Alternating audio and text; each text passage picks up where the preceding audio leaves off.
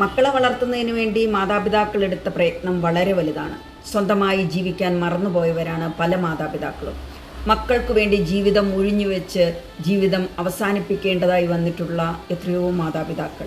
മക്കളുടെ ഉയർച്ച മാത്രം ലക്ഷ്യമിട്ടുകൊണ്ട് അവരെ ഒരു കരപറ്റിക്കാനായി, അവരെ ഒരു നല്ല മനുഷ്യനാക്കി മാറ്റുന്നതിന് വേണ്ടി എത്രയോ മൂല്യങ്ങളും എത്രയോ നല്ല പാഠങ്ങളും നമുക്ക് പറഞ്ഞു തന്നവരാണ് നമ്മളുടെ മാതാപിതാക്കൾ.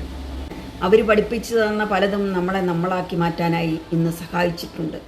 പല അപകടങ്ങളിൽ ചെന്ന് പെടാതിരിക്കാനും പല ചതിക്കുഴികളിൽ ചെന്ന് പെടാതിരിക്കാനും അവർ അന്ന് പറഞ്ഞിരുന്ന നോ, അരുത് എന്ന് പറഞ്ഞിരുന്ന പല വാക്കുകളും അന്ന് നമുക്ക് അലോസരമായി തോന്നിയെങ്കിലും ഇന്ന് നമ്മളെ നാമാക്കി മാറ്റിയത് ആ നോ പറച്ചിലുകൾ ഒക്കെ തന്നെയാണെന്നുള്ള തിരിച്ചറിവുകൾ ഉണ്ടാകുന്നത് വളരെ നല്ലതാണ്.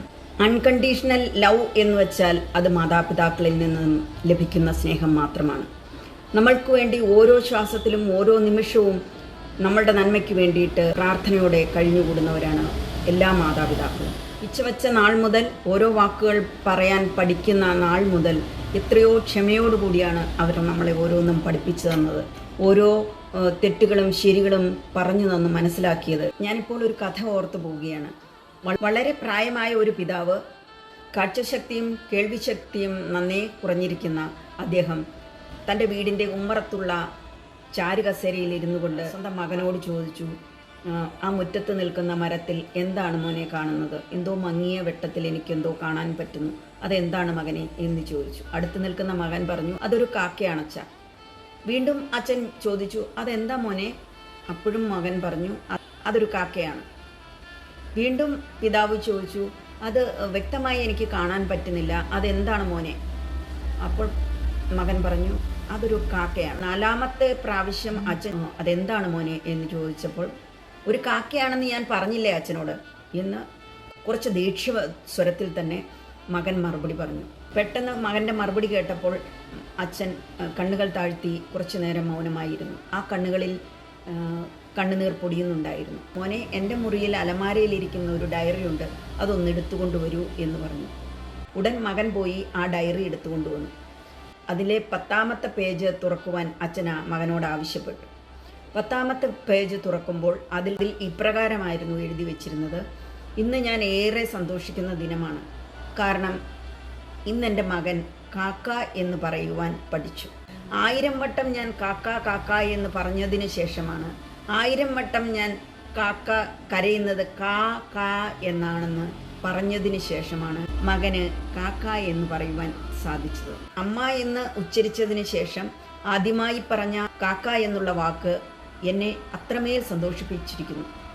ഇന്നത്തെ എൻ്റെ സന്തോഷം മകൻ പറഞ്ഞ ഈ കാക്ക എന്ന് പറഞ്ഞ വാക്ക് തന്നെയാണ് എന്ന് പറഞ്ഞ് ചുരുക്കിയിരിക്കുകയാണ് ആ 10ാമത്തെ പേജ്. ഇത് കേട്ടപ്പോൾ തീർച്ചയായും നമ്മളുടെ ഓരോരുത്തരുടെയും കണ്ണുകൾ നിറഞ്ഞിട്ടുണ്ടല്ലേ? അപ്പോൾ അതുപോലെ തന്നെ മകൻ്റെ കണ്ണും ഈർന്നണഞ്ഞു.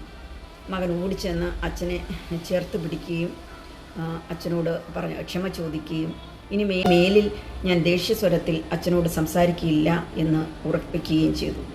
സത്യത്തിൽ എത്രമാത്രം എഫേർട്ട് എടുത്തിട്ടുണ്ടാവും നമ്മളാക്കി മാറ്റാനായി നമ്മളുടെ മാതാപിതാക്കൾ എന്നുള്ളത് ഓരോ മനുഷ്യരും ചിന്തിക്കേണ്ടതാണ്. അവരെ തള്ളിപ്പറയുമ്പോഴും അവരെ മാറ്റി നിർത്തുമ്പോഴും ഒക്കെ ചിന്തിക്കേണ്ട ഒരു കാര്യം ഇതൊക്കെ തന്നെയാണ്. അതുകൊണ്ട് ഏറ്റവും ക്ഷമയോടുകൂടി മാതാപിതാക്കളെ കേൾക്കുക, അവരുടെ ആവശ്യങ്ങൾ ഏറ്റവും ഭംഗിയായി നിറവേറ്റി കൊടുക്കുക, അവർക്ക് ആവോളം സ്നേഹം കൊടുക്കുക, അവർക്ക് ആവോളം സംരക്ഷണം കൊടുക്കുക, അവരുടെ മരണം വരെ അവരെ കരുതലോടുകൂടി നോക്കാനുള്ള ഉത്തരവാദിത്വം നമ്മൾക്ക് ഓരോരുത്തർക്കും ഉള്ളതാണ്. അമ്മയുടെ സ്നേഹവും തലോടലും അച്ഛൻ്റെ സ്നേഹവും ശിക്ഷണവും വിയർപ്പിൻ്റെയും ഫലമാണ് നമ്മളിന്നായിരിക്കുന്ന നമ്മൾ ഓരോരുത്തരും. അതുകൊണ്ട് മാതാപിതാക്കളെ സ്നേഹിക്കുകയും ബഹുമാനിക്കുകയും ചെയ്യണം. ഏറ്റവും നല്ല രീതിയിൽ അവരുടെ മരണം വരെ അവരെ പരിപാലിക്കുകയും ചെയ്യണം. ദേഷ്യത്തോടെയുള്ള ഒരു വാക്കുകൊണ്ടോ ഒരു നോട്ടം കൊണ്ടോ അവരെ വേദനിപ്പിക്കരുത് ഒരിക്കലും. അവരുടെ കണ്ണ് നിറയുവാൻ ഒരിക്കലും നമ്മൾ കാരണക്കാരാവരുത്. നമ്മളുടെ മാതാപിതാക്കളെ പരിപാലിക്കുന്നത് കണ്ടു വളരട്ടെ പുതുതലമുറ. ഇതൊക്കെ കണ്ടു വളരുന്ന പുതുതലമുറ തീർച്ചയായും നമ്മളെയും സ്നേഹിക്കുമെന്നുള്ളതിന് ഉറപ്പുണ്ട്. നമ്മളുടെ മാതാപിതാക്കളുടെ കാൽച്ചുവട്ടിലാണ് ദൈവം എന്ന് കരുതി ജീവിക്കുന്നവർക്ക് തീർച്ചയായും കാലം നല്ലത് മാത്രമേ വരുത്തുകയുള്ളൂ. നിങ്ങൾ ഇതുവരെ ഈ ചാനൽ സബ്സ്ക്രൈബ് ചെയ്തിട്ടില്ലെങ്കിൽ സബ്സ്ക്രൈബ് ചെയ്യുക, ഷെയർ ചെയ്യുക, ബെൽ ബട്ടൺ അമർത്തുക.